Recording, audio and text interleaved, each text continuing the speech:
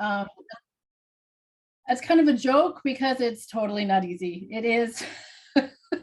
There's 16 steps here, and within each of these things, there is multiple steps within that. So planning, as I said, is a key component to this.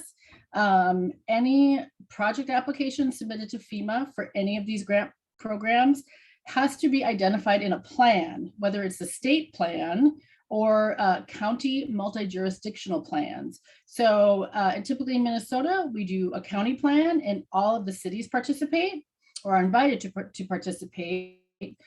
And that's where the risk assessment's done, vulnerability assessments, pre-scoping projects. And then when funding becomes available, those local units of government, including school districts, watersheds, cities, are able to apply for said funding. So there's a whole planning process, and then there's application process. And then depending on which grant program is the best fit for said project, application development, award, etc., implementation and closeout. So, and of course, with federal dollars, there are guidance, rules, and regulations. Our little Bible or Quran or whatever you want to call it is called the Hazard Mitigation Assistance Guidance. It's a document that we still go to. It was done in 2015, and there's a lot of other supplemental guidance to go along with it.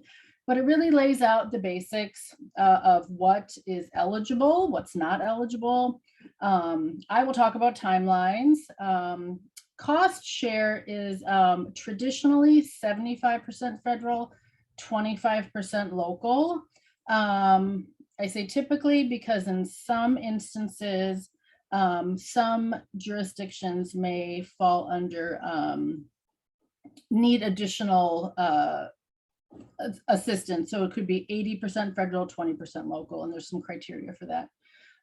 In general, a period of performance for any grant project is 3 years. And of course, I already mentioned the hazard mitigation plan component, because without that, projects aren't eligible. All projects have to have a benefit cost analysis, which is a multiple step process within itself. Feasibility and engineering, of course, with any project, you need to provide preliminary information and cost estimates. And then NEPA review, environmental historic review, is required for all projects. So that's what's in the guidance, and there's supplemental guidance. Yeah. So what kinds of projects are eligible? What is hazard mitigation? Well, in resilience and adaptation, hazard mitigation is really kind of a small piece of the pie for what's eligible. FEMA has its own rules and guidance on what they can and can't do. We can't duplicate other programs. We can't do what the EPA does or what USGS does. And so what FEMA's priorities are for projects are acquisition of hazard-prone structures. So that is flood-prone homes, erosion-prone homes. They can be businesses, they can be roads or infrastructure. We can also do levees, flood walls, or flood proofing. Elevating structures is another thing we do in Minnesota along rivers. Construction of safe room for communities. So a tornado safe room is for 2-hour protection. It's not a shelter, which is different. So, you know, it's not a hurricane shelter where people will live, you know, for 24, 48, up to, you know, however many hours to days. So it's really a structure to provide life safety. And those can be built they can be retrofitted into existing buildings, like an existing school and adding on a little bit to it, or a whole brand new structure, say at a campground or a mobile home park. So we do a lot of those too. Structural retrofits. We have done historically a lot of wildfire retrofits in the Arrowhead, so those 3 counties in the northeastern part of Minnesota. We haven't done any in a while, but I'm guessing that with the recent drought that we seem to be coming out of, you know, wildfires are still a thing that can happen. We do sprinklers in conjunction with defensible space and wildfire resistant materials. So replacing roofing that's wildfire resistant. Utility retrofit, so rural electric co-ops, not Xcel Energy, they're for profit, so it would have to be a rural electric or a city electric. We can bury power lines, which is also very high on the benefit cost. It's once you bury it, there's very little chance it'll be damaged by a natural hazard. Slope stabilization, drainage improvement, and post-disaster code enforcement. Codes is really a huge bang for the buck. Many of you have probably heard of the Mitigation Saves report, which shows, in some project types, an 11-to-1 return on investment. So things like code enforcement, you just need a person to go out and implement a code, whereas an elevation, there's still some, it costs money to do, and then there's still some residual risk. So that first slide that said $5 billion available, in talking about disasters. So HMGP is the disaster program, remember, and I don't know if that's, I should move that. There we go. COVID was a disaster and states are getting funding for it, but it wasn't your standard hurricane, flood. And so the administration hadn't decided whether or not to fund HMGP, which is a standard thing that happens because it's COVID, right? It's a health emergency. It's a different kind of response. But on August 5th, President Biden said, we're gonna call it eligible. We're gonna pick 4% of eligible costs from said disaster for each state and give them that much money to implement hazard mitigation projects. So not COVID projects, not doing plexiglass or masks or anything like that. This is falling under the standard disaster hazard mitigation project type. So all those things I've talked about before are eligible here. So it's interesting that this was announced right after the BRIC from the previous year was announced, and I'll talk a little bit about that. But it's August 5th, I'm going on vacation Friday, driving up north to go to, the Gunflint Trail, and I get a call. Yeah, so funds are eligible now. You have almost $18 million to spend. Okay, well, let's get the information out there. So this is one of my getting the information out there to solicit applications. Of that funding, about $15 million is available for projects and planning. And 25% of that is eligible for advanced assistance, which is basically pre-scoping for a project. Another way I like to say it, it's like the first phase of a two-part project, or you have a problem, you have flooding, you have some sort of natural disaster threat that you're aware of in your community, but you need to study it to come up with what's the best result. What would be the best project to implement for this? Say you have, flooding in a specific area. Should we move the neighborhood? Should we do a flood wall? Should we do, so it's basically an alternatives analysis to come up with a benefit cost and pre-scope a project for implementation. So this is good. This is really good for local jurisdictions who need help scoping a project. And then additionally, another thing FEMA's done that's really nice is the effort it takes to manage a grant is now reimbursable. So the time that you and your consultant spend developing an application and managing it is eligible for reimbursement at 100%. So that's a nice thing. It's really good news for me too, because right now I'm a staff of one myself to implement this disaster, and there's some other disasters that are currently open. So I can hire some staff to help me out with this. So that's the good news. But the subrecipient, that's really for the applicant to help them pay for their staffing. So that's great.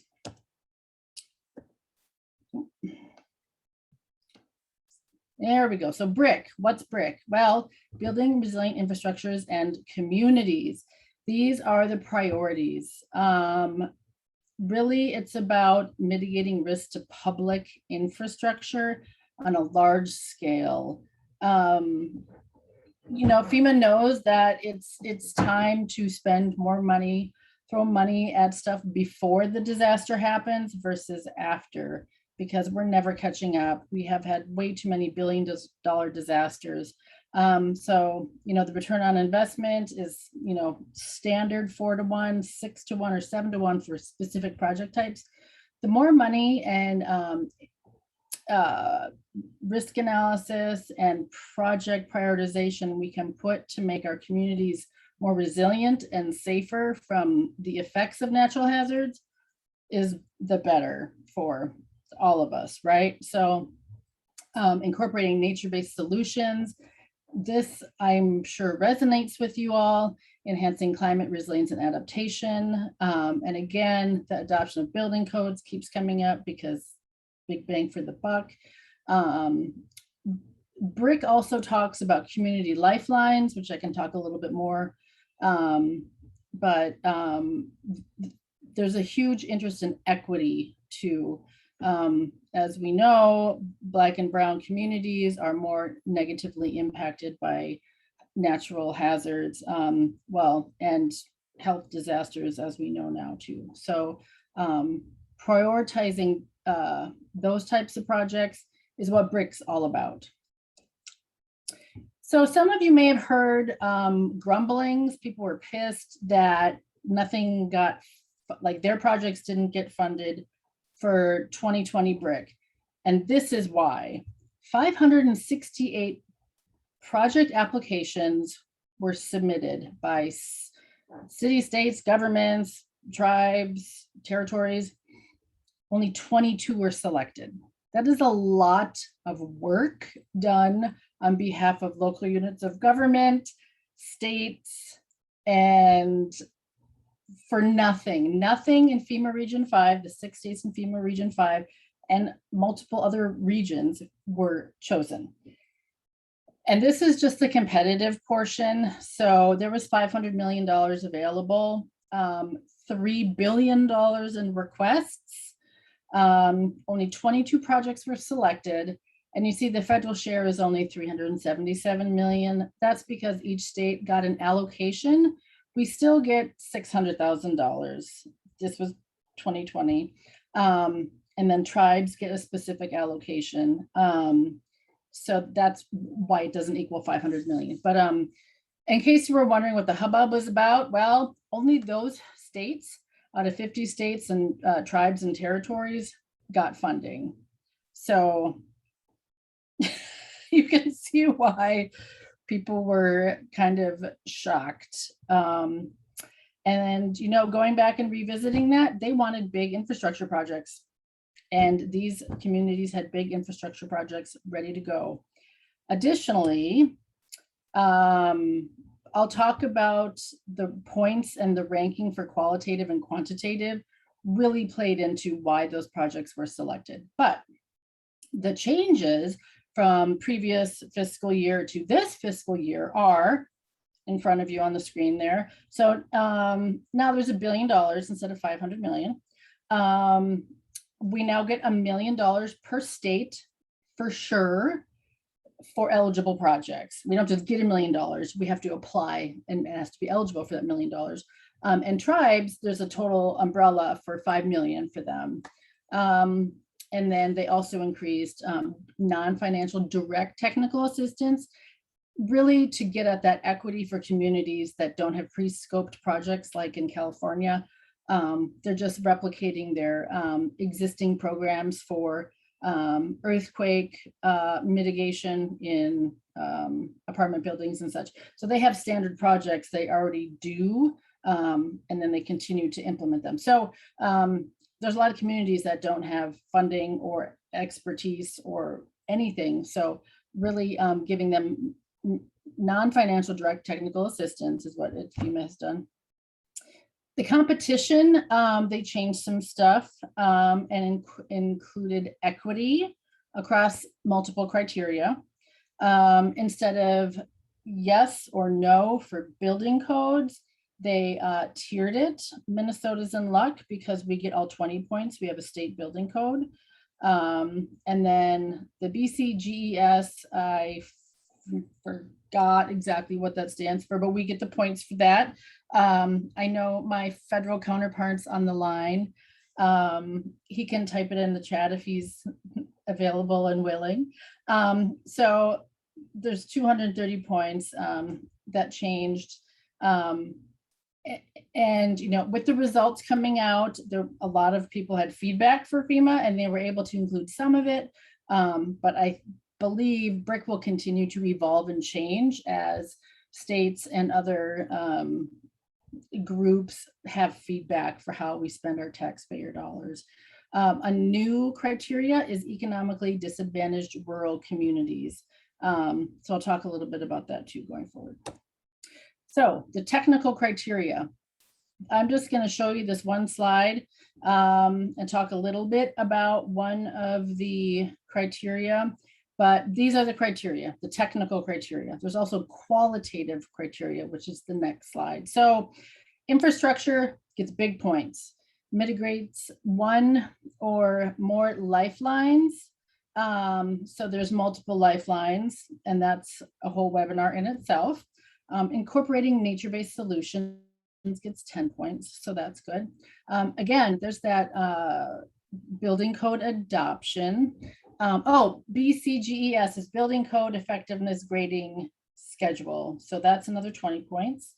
And then application generated from a previous award. So that's someone, if they had the advanced assistance or project scoping in a previous grant. So that's, following through with scoping to implementation to actual reducing risk. A greater than 25% federal cost share. So for that economically disadvantaged rural communities, it would be opposite of that. So they would have less of a federal cost share, and then, so that's 5 points there, and then 15 points if they are less than 3,000 people and are considered economically disadvantaged rural communities. So we do have a lot of those throughout the state. In Minnesota, I mean, we have a lot of cities that are under 300 people. So, and then the quantitative criteria, I was able to participate on panel. So in reviewing other FEMA regions applications. So risk reduction, how effective is said project is 35 points. Climate change and future conditions, 20 points. That's the criteria I'll talk about. Implementation measures. So that's how well they addressed like their scope and their timeline and how they will implement. Population impacted, outreach activities, and leveraging partnerships. So those are the qualitative criteria. So one of the qualitative criteria for future conditions talks about these specific things. So climate change, demographic changes. So looking at what are the future population of area to be protected, population changes. So, so the demographics are age and other things having to do with demographics, and then land use changes. So in the application, a person needs to really flesh out each of those things to get the most points. And then the technical is what nature-based solutions are they? Do they provide economic, environmental, social resilience, and laying that out? But of course, it has to support natural hazard risk mitigation. And those are some examples. There is a whole webinar on these two topics, these two criteria. And I can show you the link for that as we get to the end. So the third grant program I'll talk about is just this slide. That's the flood mitigation assistance. So that is specifically for properties that pay into the National Flood Insurance Program. You may know that it's a subsidized program. It's not paying for itself. They keep trying to change it to make rates more actuarial. And then when they do, they're too high and people can't pay it. So we're really trying to get homes out of harm's way, structures out of harm's way. And so these are the priorities for this grant. There's $160 million. So these are the priorities, like I said, and there's only $160 million, and I didn't show how much oversubscribed this grant program is. So any structure that has repetitive losses or severe repetitive losses that are a voluntary seller are willing to be bought out at pre-event fair market value, there's a list to participate in that. So flooding's our #1 costliest disaster, continues to be, and there's some funds available for that, but it's oversubscribed.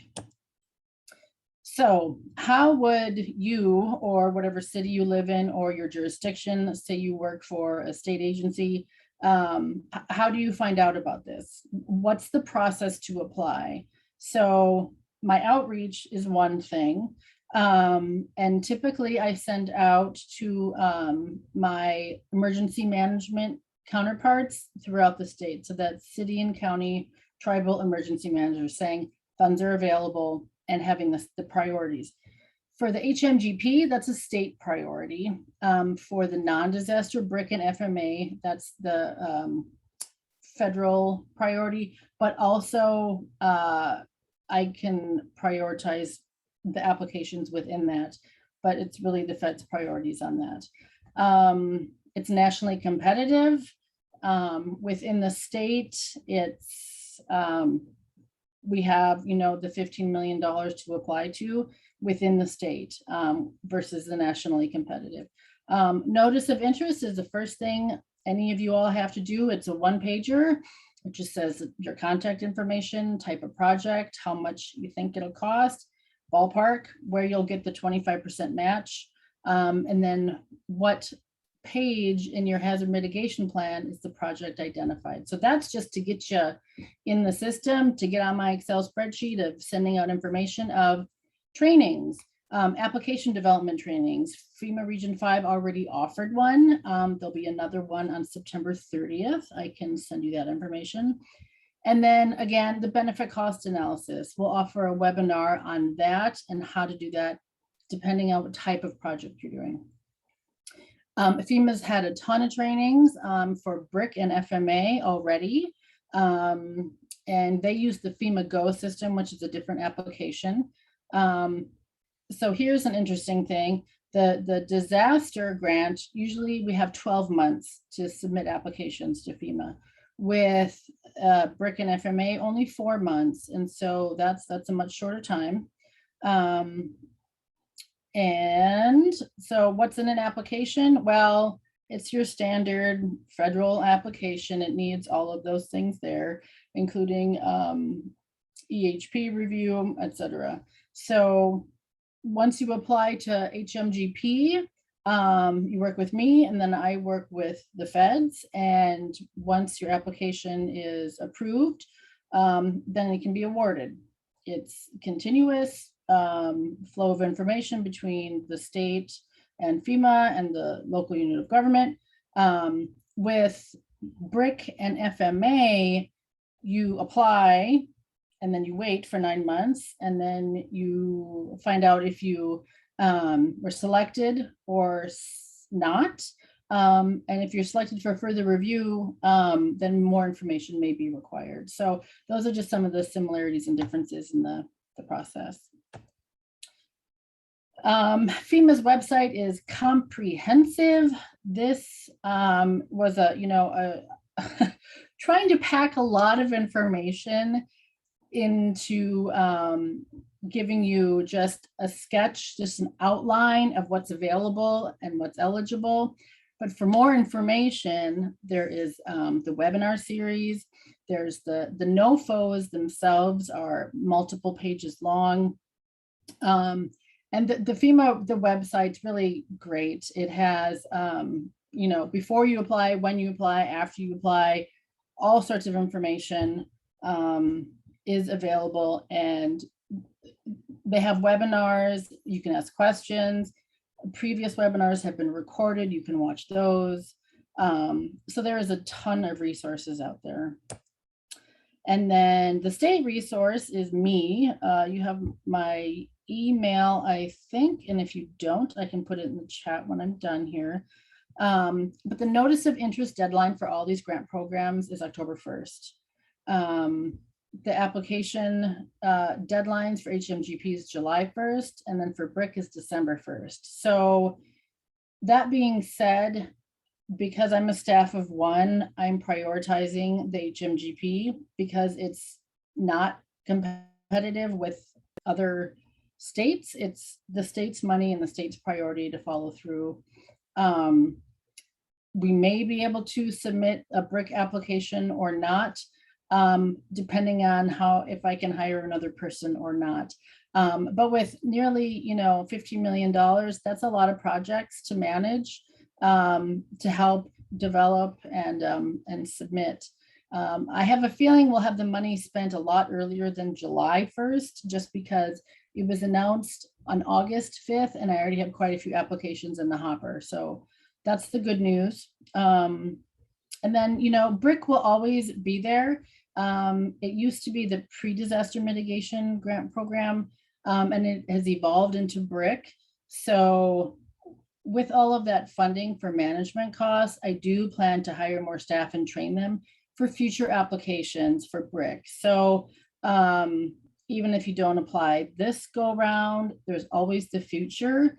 And I do believe FEMA will be focusing more on equity and natural resource based mitigation projects, because we have to work with nature, and adaptation and resilience folks get that. Can't really engineer our way out of this. So, you know, we have to adapt to the future changing climate.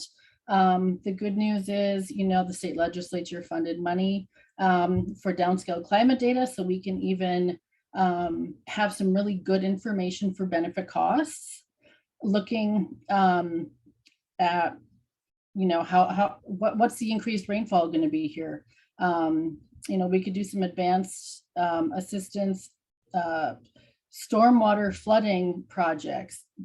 We haven't really done those because it's been a challenge, but this program is just beginning, and I will continue to update you all yearly as funds become available, and hopefully I have more staff to implement these. And then hazard mitigation, that email will go also to my inbox. It's just another folder. And then there's the website that I keep updated. But for any questions, you can just go to Google and type in FEMA BRIC, pop up, you know, everything's there. And I think that's all I have for presenting. And now I'm happy to answer questions. Thank you, Jennifer.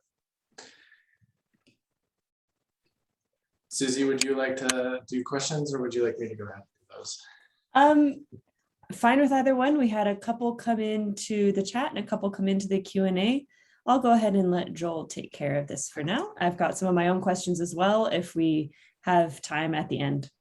Great. So one that came in from Mindy Granley relatively early. So I assume it's about the hazard mitigation funding. She asked, is the same amount of local match required for a pre-scoping project, the study portion of a two-part project? Yep, 75-25. Unless we can prove, well, it depends on which grant program. I mean, HMGP is traditionally 75-25. I know there's another equity ranking that I will be using, it's really hard to get all this information in one presentation, but the CDC Social Vulnerability Index, if it's, I think I forget if it's less than 75% or greater than 75%. So if a community is more at risk, that will increase the prioritization on my list, but it won't increase the cost share. So, and Duluth is actually high, medium to high on that social equity at risk calculator. Great. And then another question about the hazard mitigation funding, but maybe it's applicable to the BRIC too. Are those projects reviewed and awarded ongoing throughout the application period, or are they all reviewed afterwards? The hazard mitigation grant program and the disaster ones are ongoing. Right. Yep, and then the BRIC ones, just you sit and wait for 9 months and then find out if you got it or not. Are there, this is from Jessica Wilson, are there grant opportunities for redevelopment of single family residential lots? Redevelopment, interesting. We don't typically build anything with hazard mitigation funding. The only thing we would build would be a tornado safe room for life safety protection. So redevelopment isn't really in FEMA's purview. So I would say no. Okay. And then one from Suzanne Rees. What kind of BRIC or pre-disaster mitigation projects have been funded in Minnesota in recent years? So nothing's been funded in Minnesota for BRIC because last year we submitted one project. We did get our one planning application approved, but that was through the set aside. Previously, the PDM, we hadn't really had to apply because we were wealthy with state disaster funds, so wealthy with HMGP. That being said, we did a lot of wildfire grants through that, and a lot of planning grants. Great, thank you. But going forward, BRIC's a whole new, totally different than PDM, so it's hard to compare. What about this from Jessica Wilson? What about funding for a buildable pad to build a house on and support in doing a hydraulic or hydrologic model to support no rise? We're asking for a resident apparently. Oh, I know who she's talking about. The woman called me. She's from Florida. Yeah. We could elevate a home to get it out of the floodway if it were less than $175,000. So there's a waiver to the benefit cost analysis. If it were, which I believe the home is in the floodway and they want to elevate or use whatever. So I told them to talk to their local floodplain manager to see what's in the ordinance and what's allowable and what's not. If it's reducing risk to the structure, yes, we can fund that.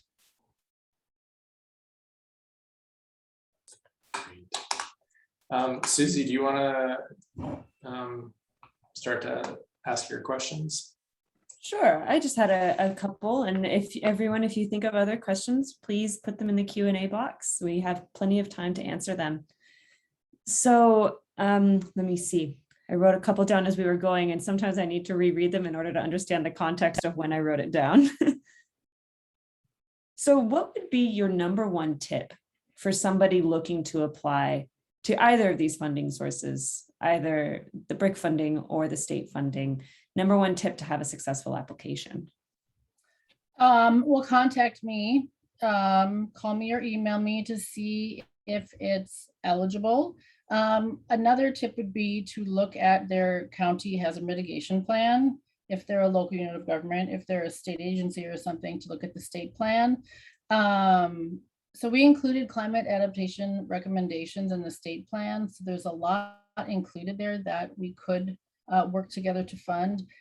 We're in a difficult spot now though, because nothing got funded last year. And then we have this HMGP available. So you know, the question to really ask yourself is, what are you mitigating, right? Like, a lot of people have ideas about things that are totally don't fit in my little slice of the pie of risk reduction.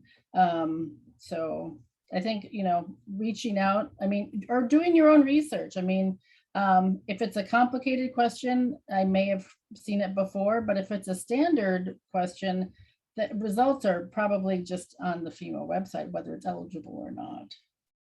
But yeah, I'm available. Well, and additionally, I would say attend all of the webinars that you're available to, because we have webinars on how to develop a quality application, how to do a benefit cost analysis. So we have a lot of resources. FEMA has a lot of resources, and FEMA Region 5 has a lot of resources. I'm just me right now, so it's a bit of a challenge. But.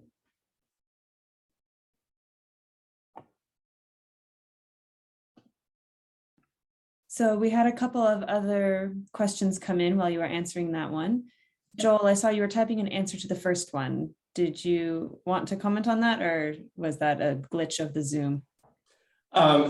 What I was going to say in response to Kyle's question about asking what resources were available, Jen, I think you just answered that a little bit in terms of webinars. Particularly, I would, you know, maybe it's answering it in the context of folks who might not be familiar with all of the application requirements. Just a very different process than I think a lot of people have gone through before. So if you have any suggestions on that piece specifically beyond what you've shared already. Well, so headquarters, or was it Region 5? I forget. I think Region 5 recently did a application development webinar, and it's available on the FEMA website. So if it's Region 5, I would have it. If it's headquarters, it would be on the FEMA website. But yeah, applications, it's you can't do it in a day, right? Like, that's why we provide subrecipient management costs to reimburse you for your time towards it. But it's only reimbursed if the project's approved. So, you know, it's almost like it takes a village to complete an application, because it is a bit of a heavy lift. So, I mean, the notice of interest, once I get that and figure out if it's eligible or not, then I invite people to webinars. So, and then, you know, or I can refer them to, say it's a tornado safe room for a school. I'll say, hey, you know, Springfield, Wadena built one. Why don't you reach out to that specific contact if it's a similar project type? So learning from others is another way that I can help. But. Great, thank you. Let's see, there's one maybe relatively quick one here from Ron Jenkins. Does the information you provided today apply to the city of Minneapolis as well, or I would assume regardless? Of course it does. You're in the Hennepin County Hazard Mitigation Plan. Yes. Yes, and we would love to work with the city, because talking about equity, it's challenging because most of the rural areas have a you know, they're high on that social vulnerability indicator, but they're basically just, how do I say this, small rural white communities that are small, and they're high on the list because of that. Whereas the density in the cities, and I live in Uptown, you know, we have a whole bunch of different equity issues here, specifically with extreme heat in the summer. So, and we haven't done anything about that to date. So yes, I would love to work with Minneapolis.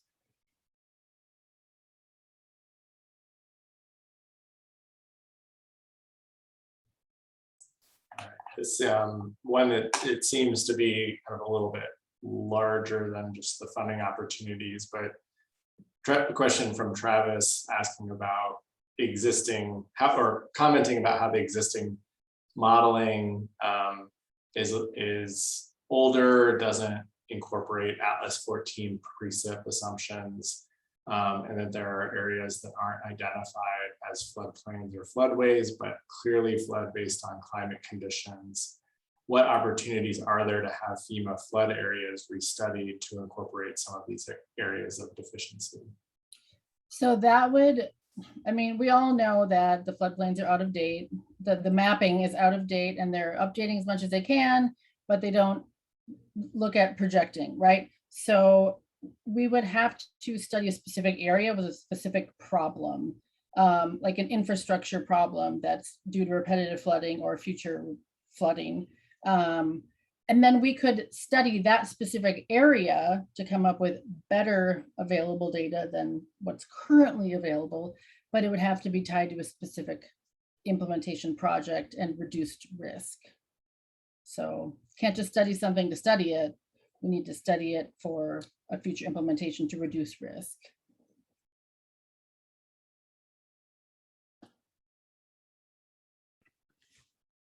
And I had a kind of hopefully straightforward question, which is probably also the answer probably exists on the website. What is the timeline for using these funds if they are approved? Because if you're considering people who are looking at long-term projects and trying to, maybe they're hoping to increase their resilience for changing climate, what is their timeline in looking at these funding opportunities? So it's really a 3-year period of performance for whatever specific project. So even with advanced assistance, you have to spend the money within 3 years to come up with whatever the scope of work said you would do to come up with that. For implementation, if it's a huge project, you can get extensions on specific projects, but it's really about implementation and reducing risk of a specific thing. So, but some of the larger projects we can't get extensions for, and we get extensions for just regular projects too, because stuff happens, right? Like COVID. I was going to say, just like COVID. Just like COVID, yeah. I couldn't get to my project because I've been doing 2 other jobs, right? Yeah. Well, we still have quite a bit of time, actually. We have about 8 minutes until 1 o'clock. So I'll give you all a little bit more time to drop some Q&As, or sorry, some questions into the Q&A box. In the meantime, so that you have the links, I'm going to drop first a link to our post-webinar survey. So if you would take 5 minutes to fill that out, we would greatly appreciate it. And if you would like to stay up to date on future webinars and you did not hear about this through our mailing list, then you can subscribe to that as well. And also just a little bit of plug for MCAP. We recently launched a new website and that has information about past and future webinars. And so you have all of those links there in the chat if you would want to look at those after our webinar is over. But we still have a bit more time for some questions. So there we go. Excellent. So there's one from Dawn Doring that says, could you review what you need for NOI? So the 1-page notice of interest is your contact information. A few sentences on what type of project it is, estimated budget, and where you would get the match, the 25% match, who's providing the match. You can also use in kind, so your time and effort towards that is valuable. And then where in your county hazard mitigation plan or the state hazard mitigation plan, the project has been identified. And if you don't know your county emergency manager, you can go to the HSCM website and look under contacts and find that. You typically have the plans online. And if it's an expired plan and it's being updated, then it typically won't be eligible for current funding. But if it's almost, completed pending adoption, then we can still hold it and then submit it when the plan's approved and adopted. So that's a whole nother thing, it's the hazard mitigation planning, but we're doing good on those, so.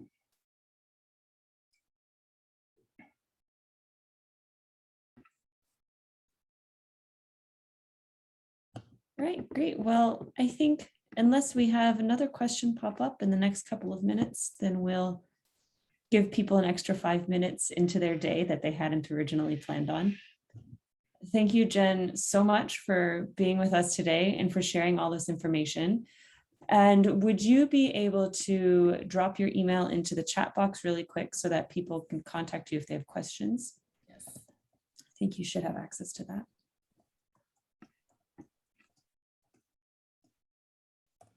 There you go. Excellent. Yep. And thank you all of you for joining us today. Please feel free to stay on another couple of minutes if you'd like to, and also feel free to sign off if you have another meeting coming right up at 1 o'clock. We all understand those back-to-back meeting days. So thank you once again, Jen, for joining us. It was a great talk and we are very happy to have you. Great. Thank you. Thank you, Jen. Thank you. See you same time next year, but I'll see you sooner than that. And do you want me to send you my slides, Susie? Oh, wait, it was recorded too, but Yes, something just happened with my share screen. I apologize. Yes, feel free to send those to me. And there will be a recording available on the YouTube channel for MCAP as well. So people can rewatch the entire thing or skip around to see the parts that they want. I will not watch it, but thank you. So when is the next conference? Have you all decided? Should I know this? Oh, you know what? I just realized that the your email went straight to me, not to everyone. Oh, okay. That's still in development. Okay. We don't have a date set. We have an idea in mind for an event and for how we will present the awards. And we're currently planning the awards and working on that. That's a big topic of conversation right now. But there will be information being sent out to the mail list. You will all get that information as it becomes available. And it's also available on the website. So take a look at the website. Awesome. All right. Well, thank you all. Have a good day. You too. Bye-bye. Bye.